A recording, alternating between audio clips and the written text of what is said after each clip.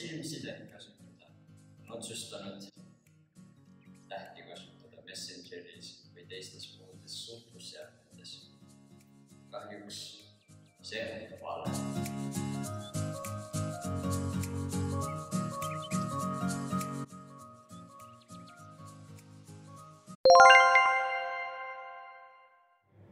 See on õige viis rääkida. See on normaalne. See on